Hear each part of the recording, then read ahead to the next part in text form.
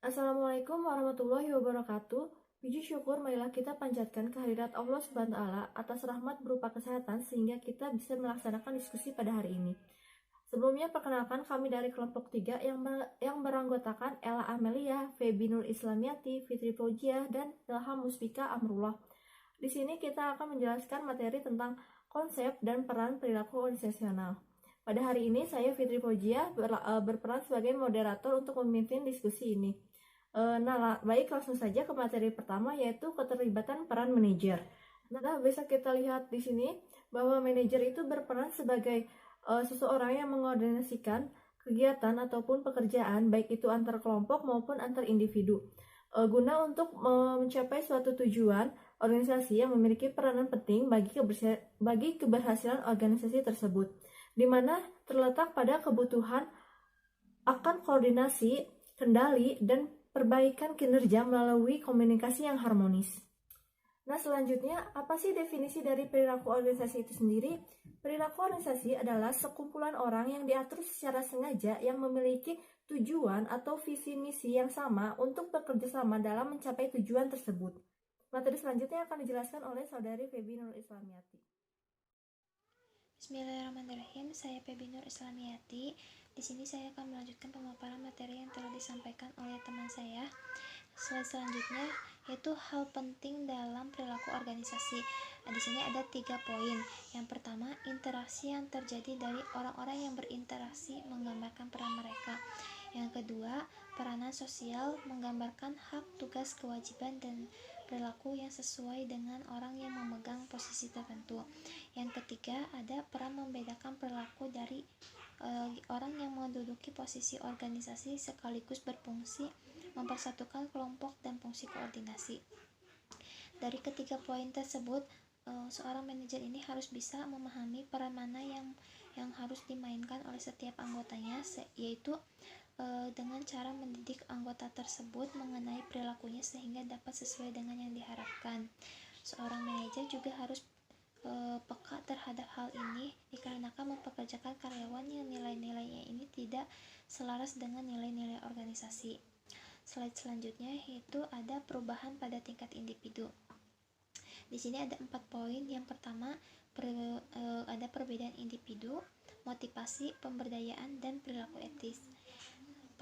Perbedaan individu ini yaitu orang yang memasuki kelompok dan organisasi dengan karakteristik tertentu seperti persepsi, kepribadian, nilai, dan sikap yang mempengaruhi perilaku mereka.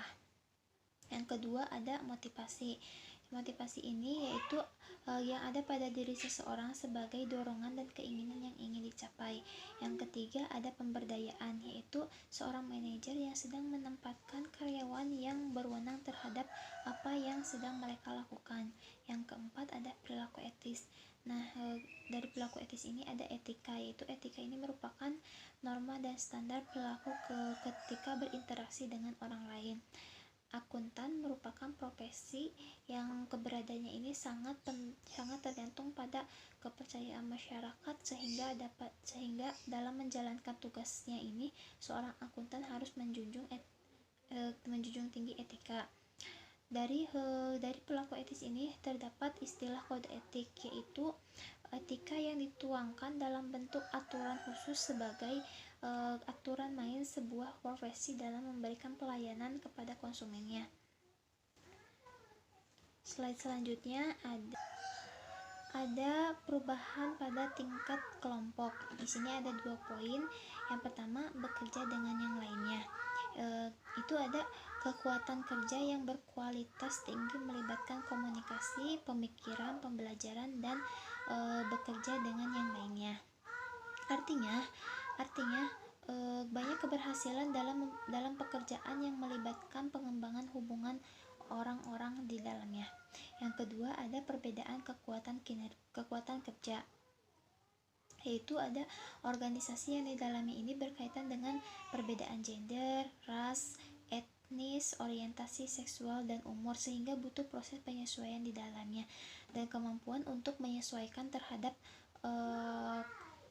banyak orang yang berbeda. Itu merupakan salah satu kemampuan paling penting dan secara luas mendasari perubahan yang dihadapi oleh organisasi. Sekian, terima kasih. Selanjutnya, saya akan menjelaskan mengenai perubahan pada tingkat organisasi. Yang pertama yaitu produktivitas. Suatu organisasi dikatakan produktif apabila input yang dikirimkan untuk menghasilkan output itu dilakukan pada biaya yang paling terendah. Jadi di dalamnya mengandung dua unsur, yaitu efektif dan efisien. Jadi tidak hanya melakukan sesuatu hal yang benar, tetapi juga melakukan sesuatu hal dengan benar. Yang kedua yaitu pengembangan efektivitas karyawan. Jadi di dalam suasana pekerjaan yang semakin dinamis, di mana semakin banyak tugas yang harus dikerjakan secara tim, dan artinya fleksibilitas menjadi hal yang sangat penting, sehingga organisasi memerlukan karyawan yang mau terlibat di dalam perilaku kewarganegaraan yang baik.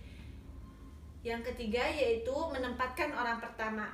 Jadi organisasi tidak hanya melulu memperhatikan bagaimana cara memperoleh laba, tetapi juga harus memperhatikan bagaimana perkembangan karyawannya, dan manajer harus bisa menghabiskan waktu lebih banyak untuk menilai dari orang-orang yang bekerjanya.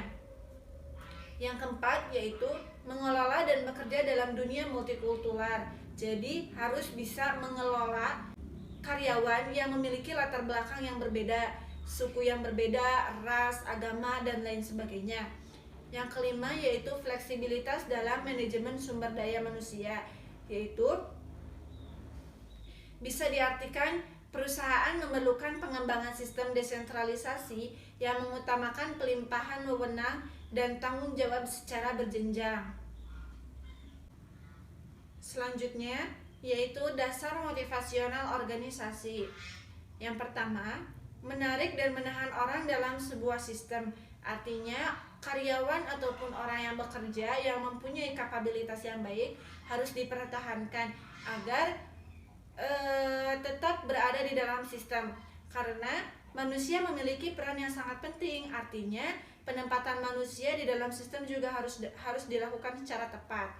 Yang kedua yaitu peran kinerja dapat diandalkan. Nah, penentuan peran dilakukan harus memenuhi tingkat kualitas dan kuantitas kinerja minimum. Yang ketiga yaitu perilaku spontan dan inovatif. Jadi maksudnya adalah di dalam sebuah organisasi dengan segala perencanaannya yang sulit ditebak, tentunya tidak semua perencanaan menggambarkan keakuratan yang tepat, sehingga organisasi harus memberikan ruang kepada anggotanya untuk kreatif, sportif, dan spontan di setiap situasi. Yang keempat yaitu kerjasama. Yang selanjutnya yaitu perlindungan. Artinya tidak ada kewajiban ataupun hak bagi anggota organisasi untuk menyelamatkan kehidupan dan properti organisasi. Namun jika hal itu tidak dilakukan, maka itu bisa dianggap tidak berharga. Selanjutnya yaitu ide konstruktif. Jadi para pekerja itu didorong untuk menyampaikan saran ke dalam sistem melalui ide kreatifnya. Yang terakhir yaitu sikap yang sesuai. Maksudnya adalah setiap anggota dapat memberikan kontribusi menciptakan iklim yang sesuai dengan komunitas yang berada di dalamnya. Selanjutnya yaitu tipe pola motivasional. Yang pertama yaitu kepatuhan norma sistem. Artinya ketika seorang anggota masuk ke dalam organisasi dengan segala sistem yang ada, maka dia harus menerima secara umum peraturan main yang berlaku. Yang kedua yaitu imbalan sistem instrumental. Tentunya imbalan seperti tunjangan, fasilitas, kondisi kerja yang kondusif itu menjadi motivasi tersendiri bagi anggotanya. Kemudian kepuasan intrinsik terhadap aturan kinerja spesifik. Jadi kepuasan tidak hanya ditimbulkan dari uang yang ia dapatkan, melainkan dari aktivitas yang ia kerjakan itu menyenangkan dan ia bisa menyalurkan ekspresi keahlian dan bakatnya yang dimiliki. Yang selanjutnya yaitu internasionalisasi nilai individu sesuai dengan tujuan organisasi. Jadi Jadi organisasi dengan tujuan dirinya itu memiliki arah yang sama. Kemudian kepuasan sosial yang diperoleh dari hubungan kelompok primer. Jadi suatu hal yang sering dilupakan ketika seorang menarik diri dari organisasi adalah ketika dia memiliki pengalaman dengan kolega yang memiliki pemikiran yang sama. Perkenalkan, nama saya Ilham Muspika. Di sini saya akan memaparkan materi tentang pola motivasional, konsekuensi, dan syarat. Yang pertama, keputusan bukan aturan sah. Yang kedua, kondisi kondusif bagi aktivitas penerima aturan. Ada 3 poin, yaitu ketepatan simbol, otoritas, dan relevansi aturan terhadap sistem sosial yang terlibat. Yang kedua, kejelasan norma legal dari aturan. Yang ketiga, penguatan karakter sanksi. Poin selanjutnya yaitu imbalan sistem instrumental. Yang poin keempat, kondisi kondusif terhadap ganjaran sistem yang efektif. Yang selanjutnya, ganjaran individual instrumental. Yang poin ke 6, kondisi kondusif imbalan instrumental individual. Ada 3 poin, yaitu imbalan dipahami dan jelas guna memberikan usaha tambahan yang dilakukan untuk mendapatkannya. Yang kedua, imbalan dipahami berhubungan langsung dengan kinerja dan ditunjukkan menurut prestasi.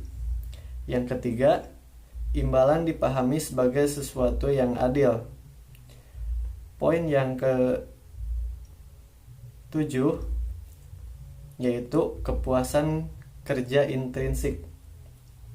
Poin ke-8, kondisi kondusif terhadap timbulnya kepuasan kerja intrinsik. Poin ke-9 yaitu internalisasi nilai dan tujuan organisasional. Ada 2 poin, yaitu beberapa tujuan organisasi umum yang tidak unik.